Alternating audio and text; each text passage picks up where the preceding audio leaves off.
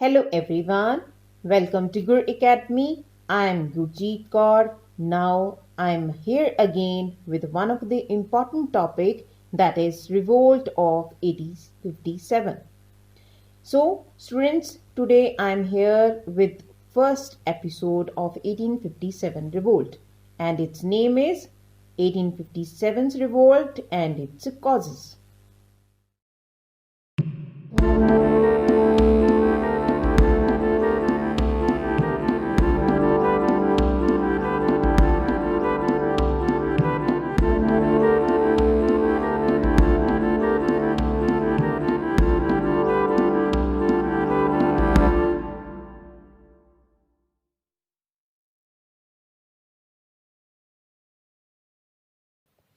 तो 1857 का रिवोल्ट भारत के इतिहास में again one of the important event है, और ये इवेंट के कारण भारत की स्थिति में बहुत सारे बदलाव आए, बहुत सारे चेंजेस आए।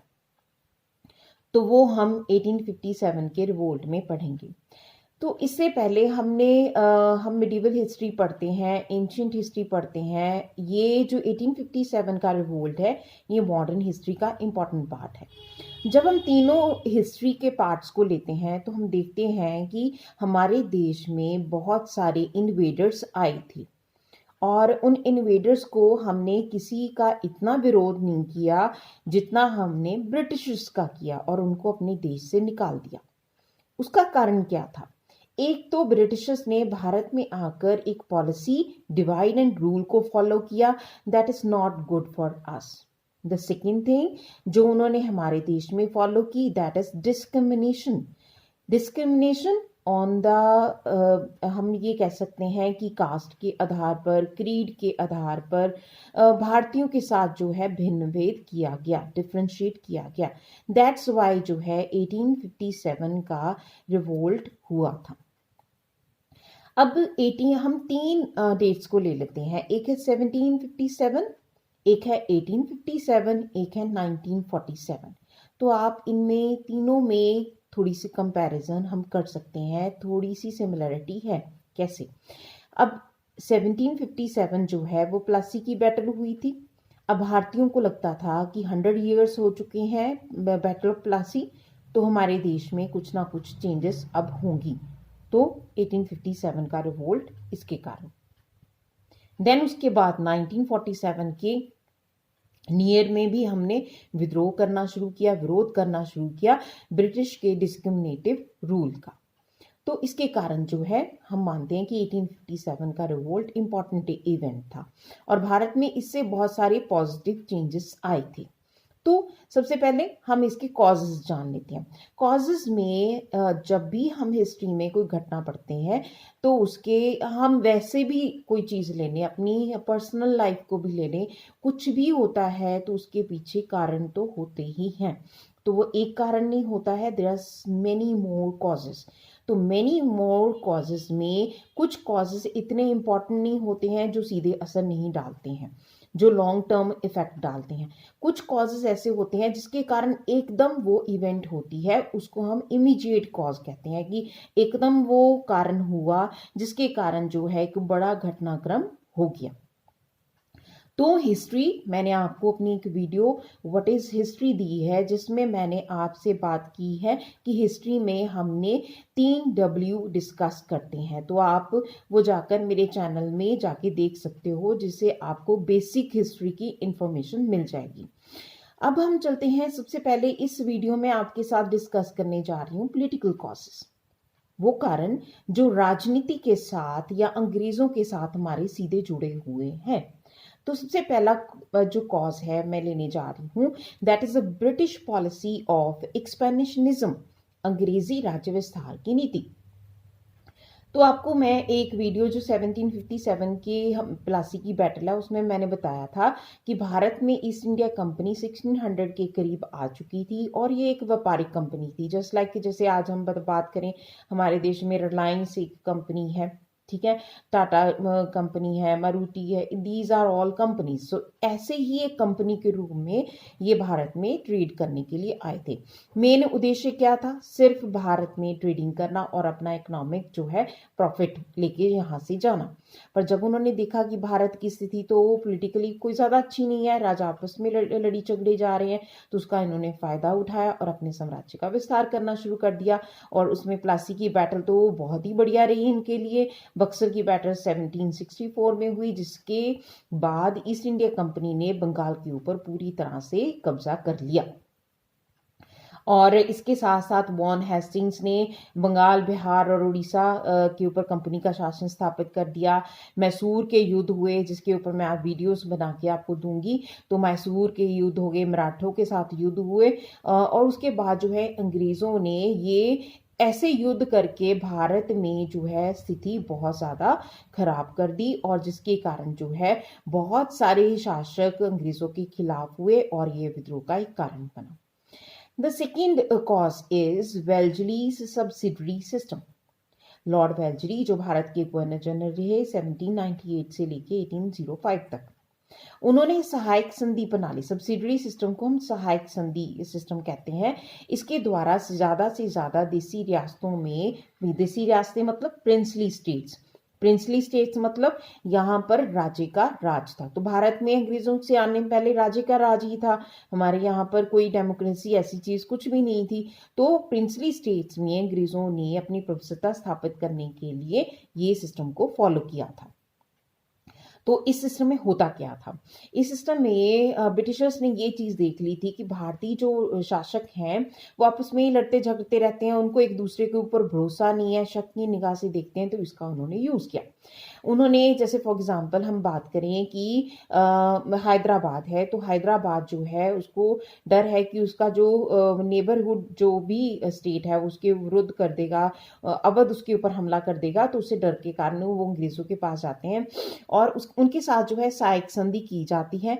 और सहायक संधि में क्या कहा जाता है हैदराबाद को कि हमारी आर्मी आपके एरियाज में रहेगी, first thing. And second thing क्या होगी कि आप जो है किसी भी अपने स्टेट के साथ, किसी फॉरेनर जो कंट्रीज हैं उसके साथ, या अपने किसी स्टेट के साथ कोई भी संधि करने से पहले अंग्रेज़ों से पूछोगे। एक बड़ी बात, जब किसी भी एरिया में किसी फॉरेन की या विदेश की जो आर्मी आके रहना शुरू कर देती है, तो वो ये एक तरह से देख ही लिया जाता है कि इनडायरेक्ट वे में वो इलाका जो है, वो जो नेबर कंट्री है, नेबर स्टेट है, उसका होना शुरू हो जाएगा।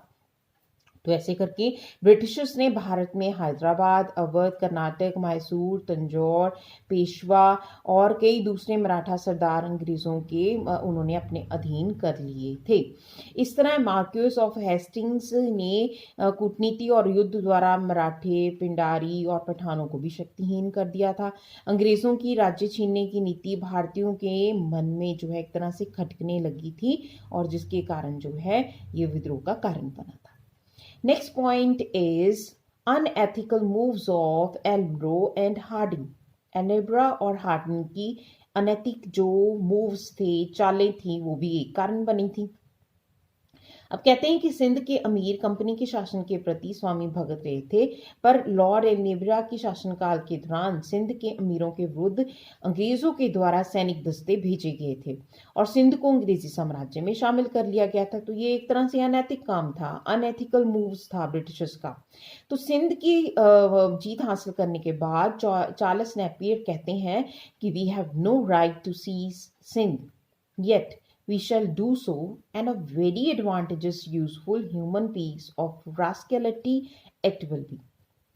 इसका अर्थ क्या है? सिंध को छीनने का हमारा कोई अधिकार नहीं है, फिर भी हमने ऐसा किया, और ये एक लाभदायक मानवीय बदमाशी का उपयोगी काम होगा। एल्ब्रा के पश्चात आए लॉर्ड हार्डिंग, जिन्होंने सिखों के साथ पहला एंग्लो सिख वॉर किया, और इसमें सिख सेनापतियों ने तो गुदारी की ही की, पर ब्रिटिशर्स ने बहुत नेगेटिव ढंग से सिखों को भड़काया। ये भी एक तरह से नैतिक कार्य माना जाता है। जैसे देखो, भैरवाल की संधि के द्वारा सतलुज और ब्यास नदी के बीच में उपजाऊ प्रदेश अंग्रेजों ने अपने साम्राज्य में शामिल कर लिए। इस तरह भारतीय रियासतों को नैतिक और अनुचित ढंग से अंग्रेजी साम्राज्य में शामिल किए जाने के साथ यहाँ के लोगों में असंतोष की भावना का पैदा होना स्वाभाविक था। इसके बारे में लुडलो जो है वो कहते हैं कि ये हमने जो काम किया है भारत के एरियाज को अपने अधीन करने का, that was not good according to Ludlow. Surely the native of India must be less than men. If their feelings could not be moved under such circumstances in favor of the victims of the annexation and against the annexer, surely there was not a woman whom such annexation did not tend to make our enemy, not a child whom they did not tend to train upon hatred to the Frangi rule. तो ये एक तरह से Ludlow के विचार थे। Ludlow क्या कह रहे हैं कि निश्चय ही भारतवासी मनुष्यों के गिरे हुए हैं जो ऐसी परिस्थितियों में भी उनकी भावनाओं को विलीनीकरण के साथ जो है देख रहे हैं और उनकी रियासतों को अपने अधीन कर रहे हैं और करने वालों के विरुद्ध वो लोग नहीं है। निश्चय भारत में कोई ऐसी औरत या बच्चा नहीं है जो हमारे इस तरह रियासतों को अपने अधीन करने के कारण हमारा दुश्मन ना बना हो।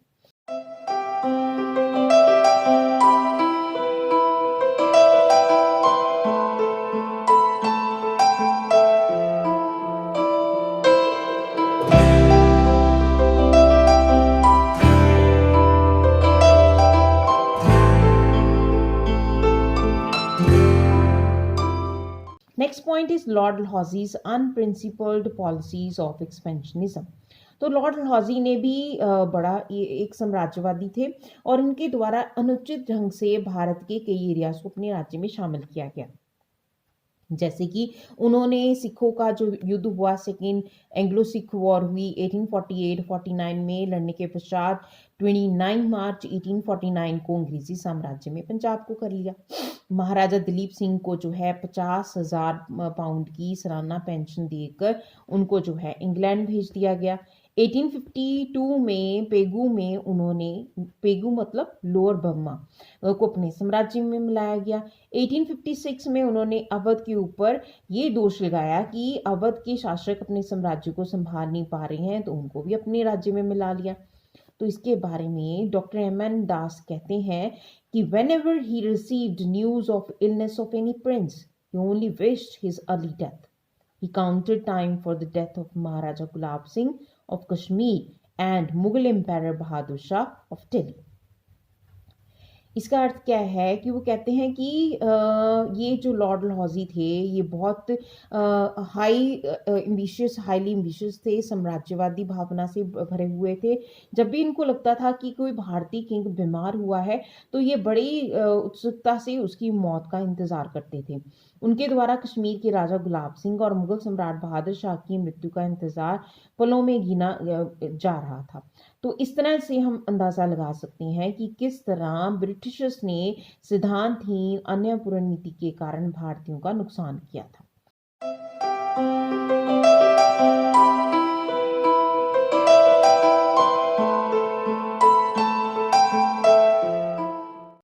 नेक्स्ट हम पढ़ने जा रहे हैं Dalhousie's policy of lapse. This is one of the important policy of britishers again. Lord Dalhousie के द्वारा ये पॉलिसी चलाई गई थी। इसमें क्या था कि जब भी किसी राजा का अपना बेटा नहीं होता था तो उसके द्वारा जो है ब्रिटिशर्स के द्वारा जो है उस राज्य को अपने राज्य में ब्रिटिश रूल में शामिल कर लिया जाता था। उस राजा को जो कोई भी अपना पुत्र गोद लेने का अधिकार भी नहीं दिया जाता था। इस नीति के कारण जो है ब्रिटिशर्स ने बहुत सारी प्रिंसली स्टेट्स को अपने अधीन करना शुरू कर दिया था। जैसे कि 1848 में सतारा के शासक आपा साहब की मृत्यु के पश्चात सतारा को अपने राज्य में मिलाया। 1853 के पश्चात झांसी के बेऔलाद शासक गंगाधर राव की मौत के पश्चात झांसी को अंग्रेजी साम्राज्य में मिलाया गया। इसके साथ साथ नागपुर, जैतपुर, संभल, बघाट, उदयपुर को भी जो है ब्रिटिश साम्राज्य में मिला दिया गया।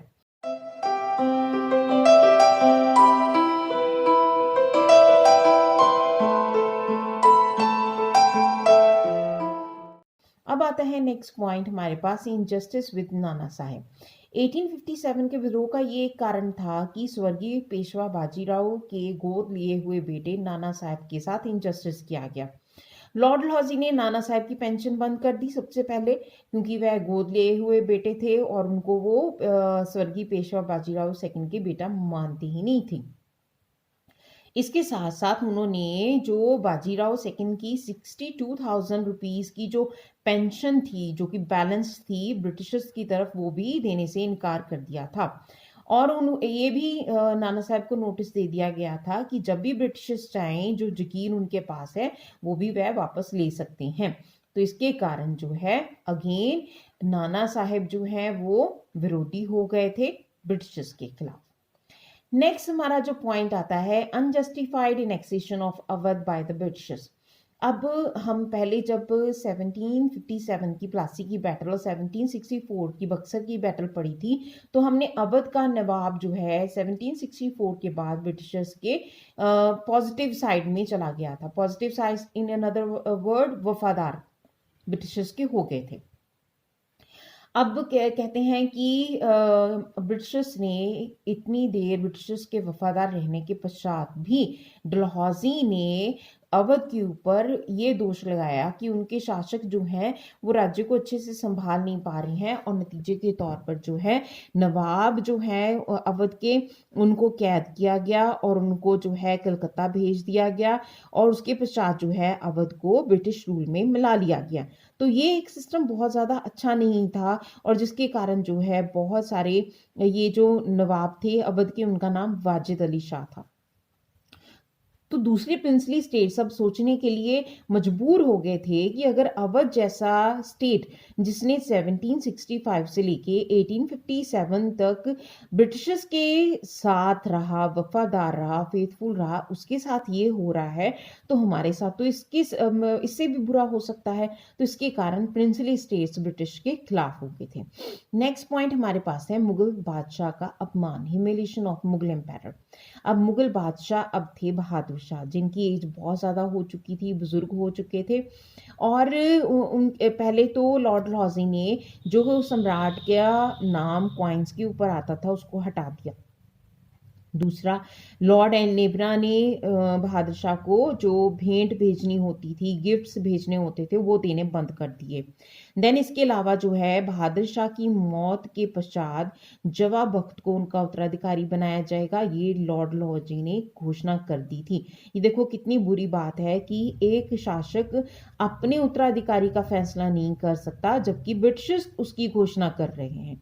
और बहादुर शाह के छोटे बेटे कुआश को कुछ शर्तों के साथ युवराज बनाया गया। वो शर्तें क्या थी? सबसे पहले कि उसको बादशाह की जगह पर शहजादा कहे जाएगा, उसको बादशाह का डेजिग्नेशन नहीं दिया जाएगा, उसको दिल्ली का लाल किला, शाही महल खाली करना पड़ेगा, और उसको 1 लाख रुपए महीने की जगह पर 15,000 रुपए महीने जो पेंशन दी जाएगी, जो कि बहादुर शाह को अच्छा नहीं लगा, तो वो ब्रिटिशर्स के खिलाफ हो गए। तो this was also again important cause of 1857 revolt.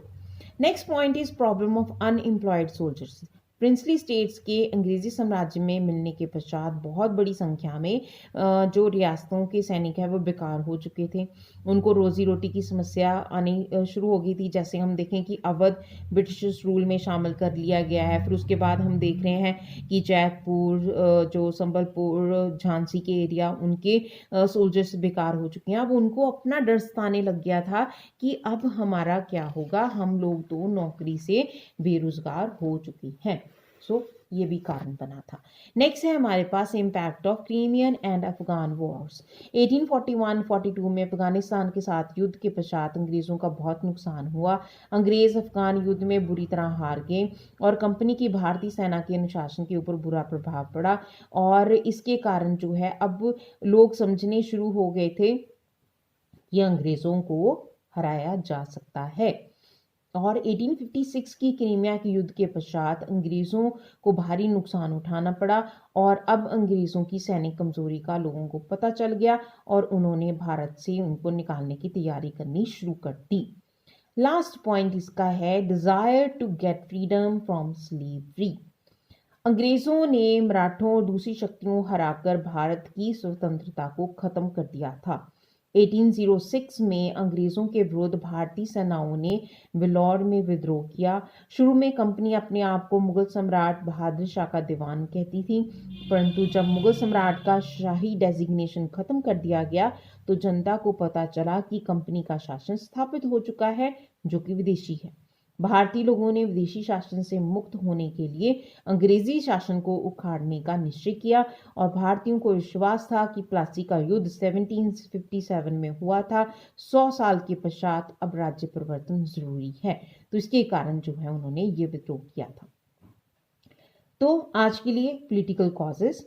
आपको मेरी ये वीडियो अगर पसंद आई है तो आप मेरे चैनल को सब्सक्राइब करें और बेल आइकन को ज़रूर प्रेस करें ताकि आपको नोटिफिकेशन मिलती रहे नेक्स्ट वीडियोस की।